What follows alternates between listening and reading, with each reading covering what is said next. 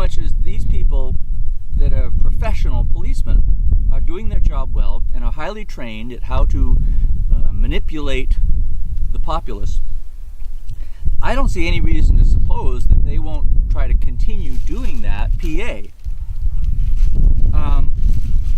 As their normal survival instinct kicks in, it seems to me, rather than putting themselves at the mercy of the people that they've been taxing, they are going to more likely try to go on taxing them.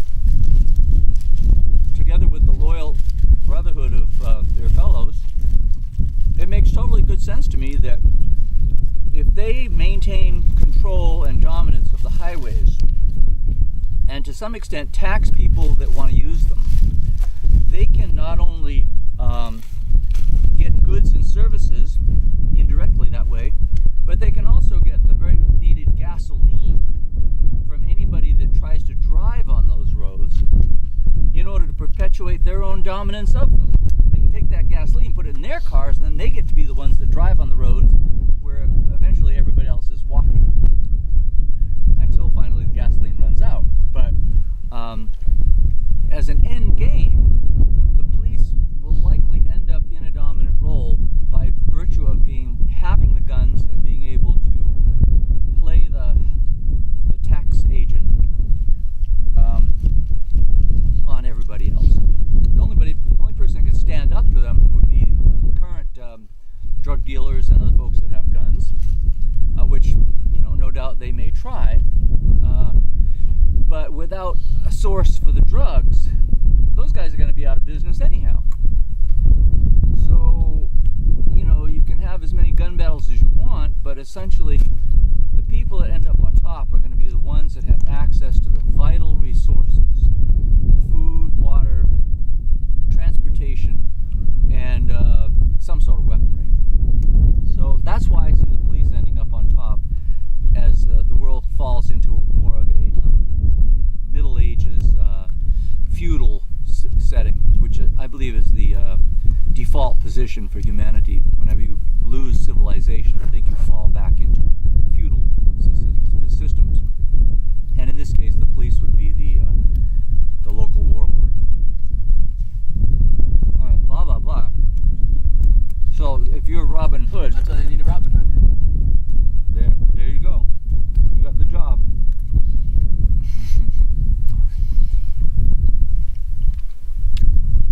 It's going to be an interesting job, though, to prey upon those who rule the roads.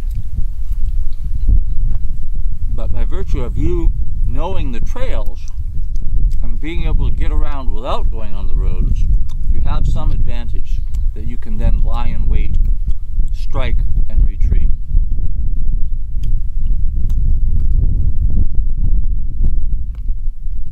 What about you, Song? You're going to be the flying woman? Yeah, I did flying woman. Mm-hmm. I had to ride on horse too. All right. Be Zorro.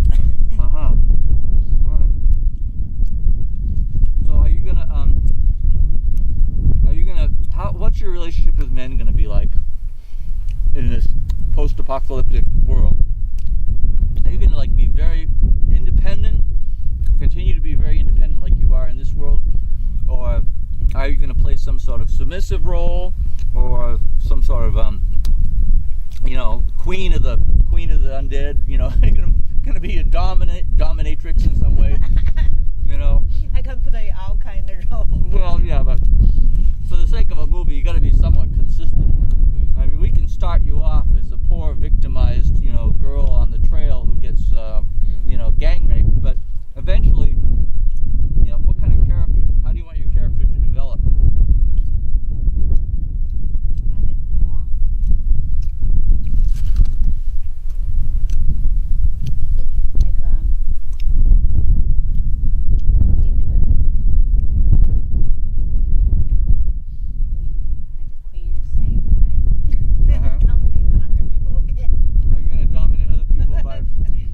sexual favors, or just because you have some sort of wisdom that people take your advice and they do what you tell them to do? I mean, why would people do what you tell them to do?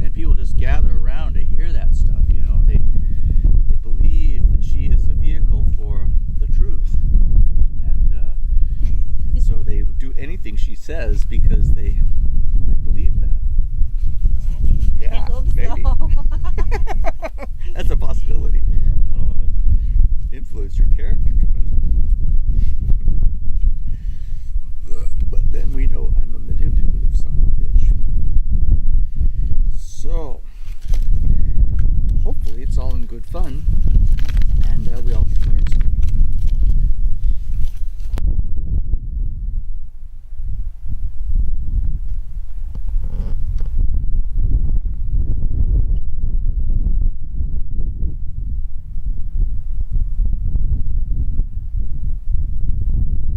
So there's quite a bit of soil, even if it's mostly silt, wind-blown silt, but you can kind of see how it lays here. It's fairly level.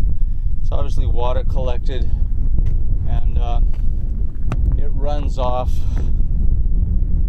down through these natural drainage areas. You can see it running all through this canyon, various patches of this sediment. There's evidence of grass growing here, and so I'm imagining that other things could have grown here too. And in the distance, basically where this canyon is pointing right at Kahuku Beach and the old site down there. But I wanted to see up close some of this much more weathered rock than we've been passing through.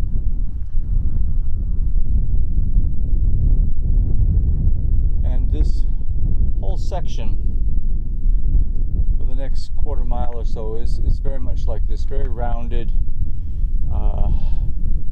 more like iron oxide, kind of a light brown color, interspersed with dead grass. And this is our final resting point here. Back along the ridge we just crossed, there's a fair amount of stonework apparently. Probably worth exploring. Maybe up along the top of this ridge, some artifacts and things. Kind of looks like a little bit of excavation up in there.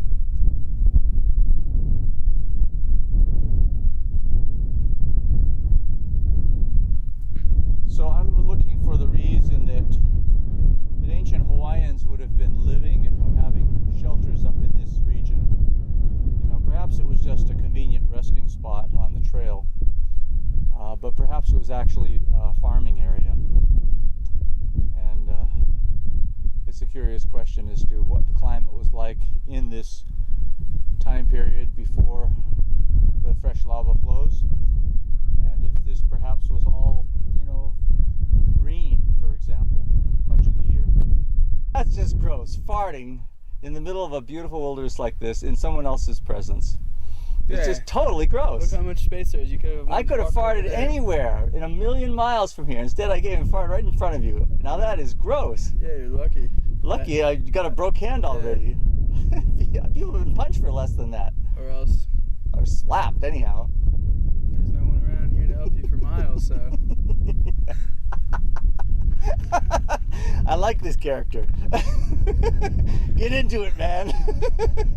If my hand weren't broke, man, I'd break it right now.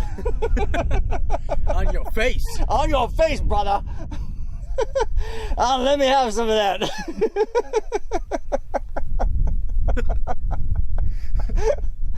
Whew. Yeah. Don't mess with the Robin Hood. That's what I say. Well, yikes. I think we got to turn back. We don't have any choice. We're running out of time. And I hope you've enjoyed your vacation thus far. Let's take a look at these feet down here, because these poor feet, they gotta be bruised. I mean, those feet gotta be bruised. They put in some gnarly miles. Yeah, this Robin Hood's gonna go steal himself some nice boots, mountaineering boots. Yeah, from someone rich. Yep, then he can get more rich people's money that way. Can't catch him if you can't walk. That's If you can't walk. If you can't walk, you're not gonna catch too many rich people. So that's the sad facts of it. All right, and then over here we've got Song. She's definitely ready to turn back. Are you ready? Yes, I'm All right, let's do it. You don't have enough water now. You don't have enough water? You mean you're gonna ask me to share my water with you? You, queen of the universe? I still have some. Shoot. All right. Well, we'll be right there. We're back to the place that we took Song and Michael to last weekend, where there's some soil, accumulated water, dust in the form of maybe about 6 to 12 inches of very fine soil here. Who knows what it was like in an earlier climate when there was perhaps more rainfall, but at least it suggests that agriculture could be done here. Oh, this is cool. This is a section of the soil. It's been washed away, I suppose, by erosion, but you can definitely see layers in the soil, kind of a darker grayer color overlaying a more iron-filled layer. So to me, this is implying that there was some organic disintegration in that top 3 inches,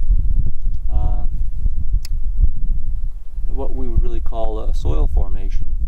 There's definitely 2 layers here, though.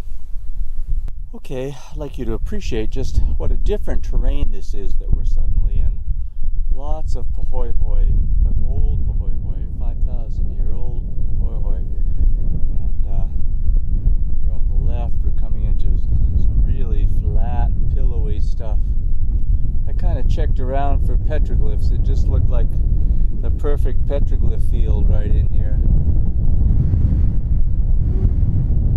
Hear that wind? Oh, can you hear that wind? This is a rough country up here.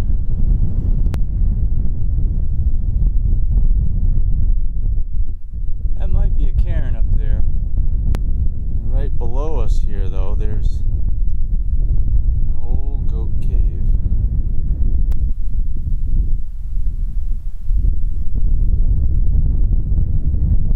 Just before we're getting to the chocolate lava flow, this is obviously a lot of goat bones here, but this is a perfect place for humans to camp at and you know, just get out of that Ka'u wind for a while.